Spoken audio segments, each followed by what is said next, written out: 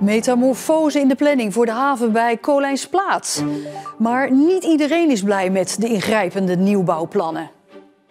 En verder in deze Zeeland nu. De herdenking omgekomen tennissers. En Bakker houdt er noodgedwongen mee op.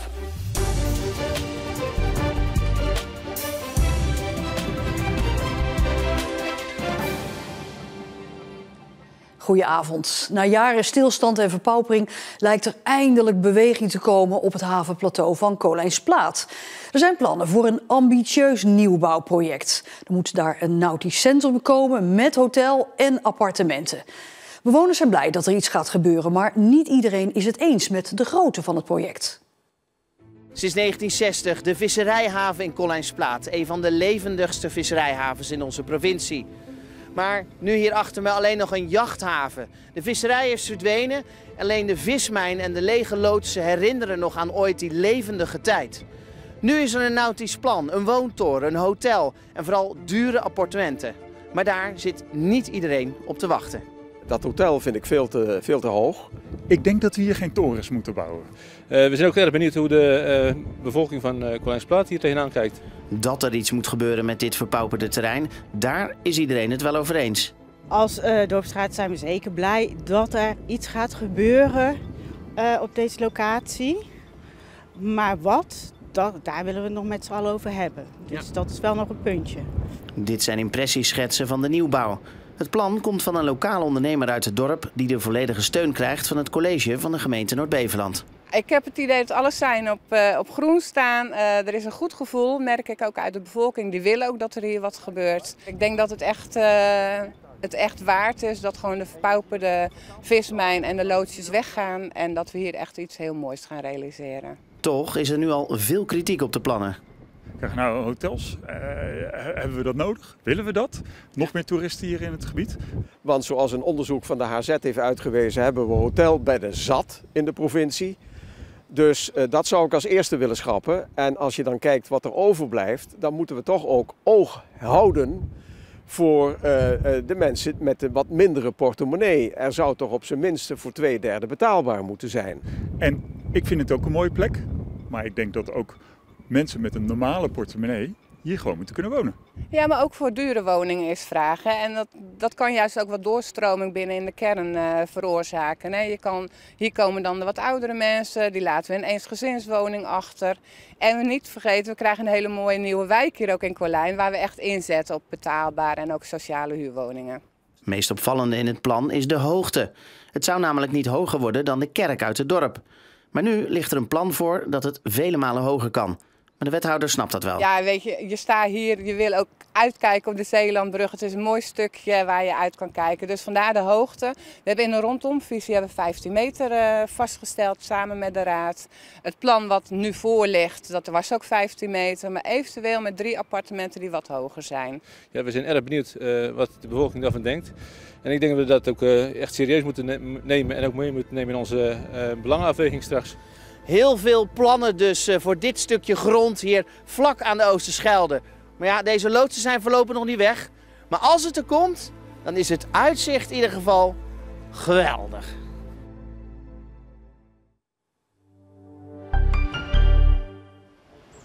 De website van de provincie Zeeland was vandaag uren niet te bereiken. En dat kwam door een DDoS-aanval, waar ook andere provincies en gemeenten in ons land last van hadden. Zeeuwse gemeenten werden trouwens niet getroffen.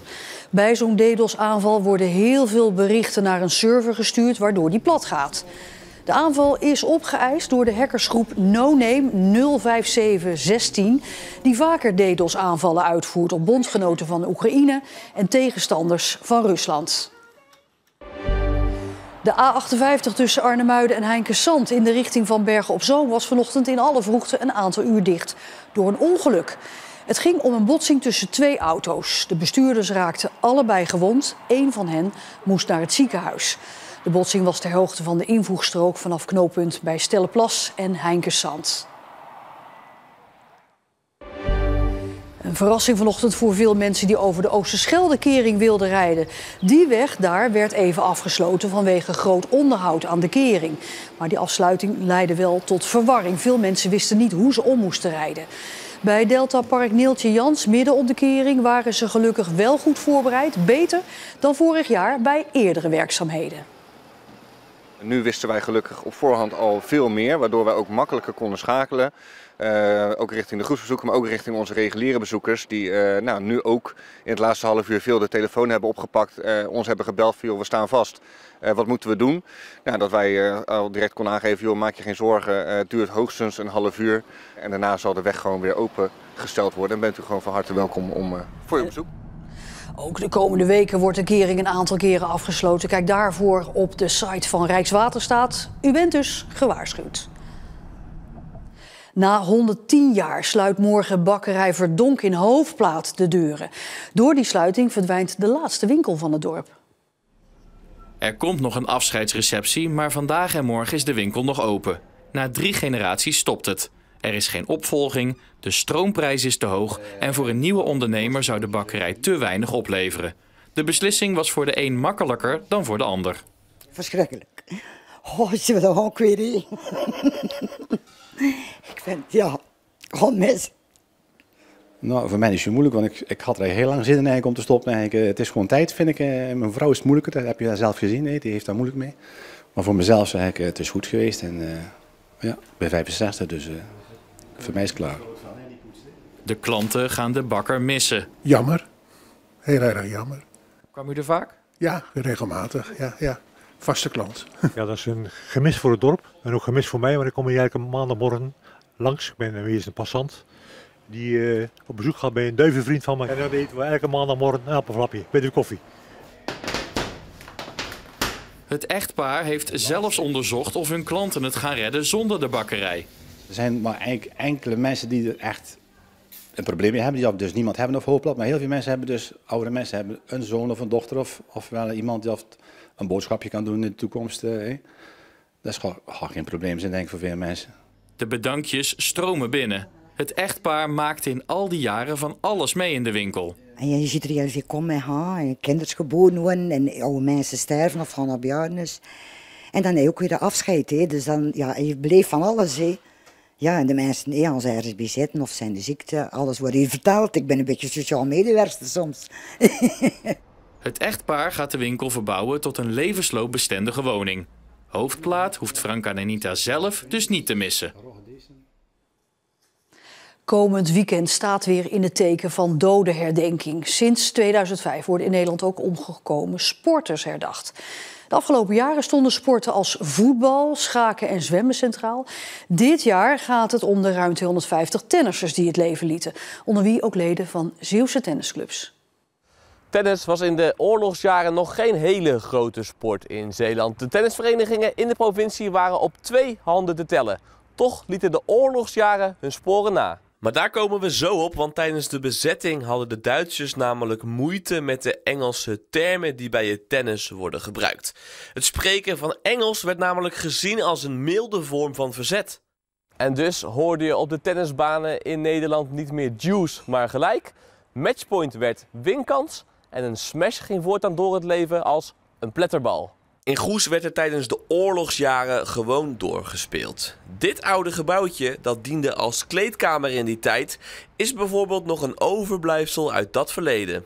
Men was toch, begrijp ik ook uit andere bronnen, wel van doordrongen om het gewone leven zo gewoon mogelijk door te laten gaan. En daar hoorde ook tennis bij. Uit oude jaarverslagen van de Goese Maan blijkt dat er gedurende de oorlog wel problemen kwamen. Al waren die vooral op het gebied van materiaal. In het afgelopen seizoen is in het algemeen veel gespeeld. Een grote handicap werd tenslotte de ballennood. Zelfs de opgepompte ballen liepen of weer leeg of zagen eruit als een geplukte kip. En die ballennood werd alsmaar erger. Wij weten denk ik allemaal wel dat rackets toen van hout waren, maar hoe zag een tennisbal eruit? Die waren van leer, moesten opgepompt worden en van tijd tot tijd ook bekleed worden met een stugge textiel waardoor je effect kon slaan. En dat waren dure dingen. Maar niet alleen in Goes merkten ze de gevolgen van de oorlog. Ook op andere plekken in de provincie waren er problemen. Hier in Vlissingen werd in 1937 de tennisvereniging De Schelde opgericht. Het sportpark gelegen aan het Nollebos was een kleine vereniging nog toen en groeiende, totdat de oorlog uitbrak. Beschietingen, bombardementen. Nou, en dat vonden mensen gewoon ook heel erg eng. Toen is Vlissingen ook redelijk leeggelopen. Dus toen lag het eigenlijk redelijk stil. Eind 1944, toen Walcheren werd bevrijd, waren de banen van De Schelde helemaal overlopen door de inundatie. Dit sportpark was toen één grote ravage. Doordat heel Walcheren onder water stond en dus ook de tennisbanen, lag er een laag van 20 centimeter blubber. Nou, toen hebben ze met de schop en de kruiwagen hebben ze gewoon de banen leeggeschept. En wat er ook nog moest gebeuren is dat er wat gaten van granaten waren. Dus die hebben ze op moeten vullen met gebroken puin en een laagje cement erover om later weer te kunnen tennissen. Bij de nationale sportherdenking in het Olympisch Stadion in Amsterdam worden zondag 2 Zeeuwse tennissers herdacht. De omgekomen Michiel Groenewegen uit Terneuzen en Frederik Boasson uit Middelburg. Ze staan met andere omgekomen tennisleden op een gedenksteen van de Nederlandse Tennisbond. Een stralende dag in Zeeland met temperaturen die in Zeeland opliepen tot 21 graden. Heerlijk weer voor degenen onder ons die nog paasvakantie hebben. En voor de toeristen natuurlijk. Morgen ook nog 21 graden. De dagen daarna stijgt de temperatuur in Zeeland zelfs door naar de 23 graden. Maar door een noordwestenwind is het aan het strand iets frisser. Het blijft lekker weer. Tegen het weekend gaat het wat betrekken. En meer Zeeuwse verhalen op onze site, app en de socials. Vandaag daar de eerste aflevering van de podcast Oorlogsmist van Omroep Zeeland-collega Martijn van der Werf. Die in het oorlogsverleden dook van zijn overgrootvader. Een onderwijzer uit Oostburg die aan de kant van de bezetter stond. Vandaag staat de eerste van 6 afleveringen op onze site. En tot zover hier deze Zeeland Nu. Nog een hele fijne maandagavond en graag tot morgen.